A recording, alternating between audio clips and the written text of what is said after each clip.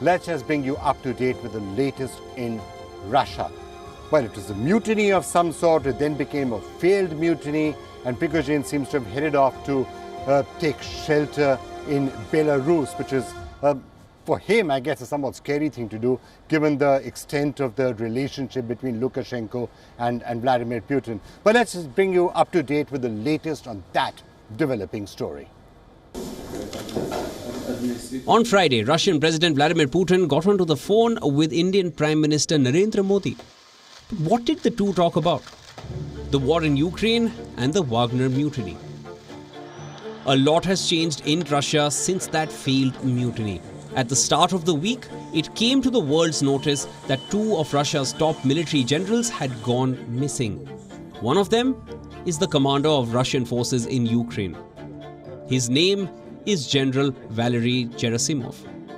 The man is 67 years old, and he is the holder of one of Russia's 3 nuclear suitcases. Gerasimov is now missing.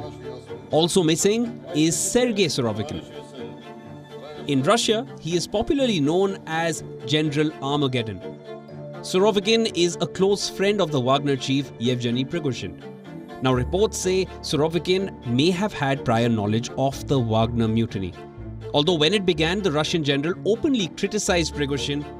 "I urge you to stop," he said, adding that the enemy is just waiting for the internal political situation to escalate in our country. The Wagner mutiny did eventually die, but Surovikin was never heard from. His family claims to have not seen him since last Saturday.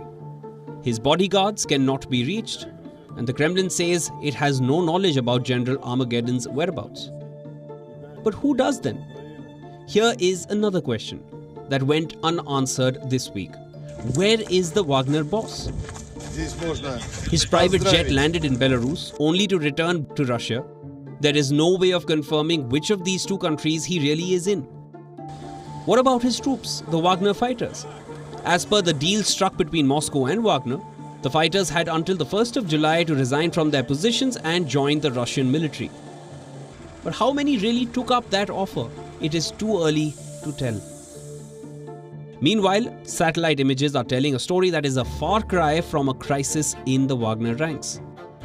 Images have captured unusual activities at an abandoned military camp in Belarus.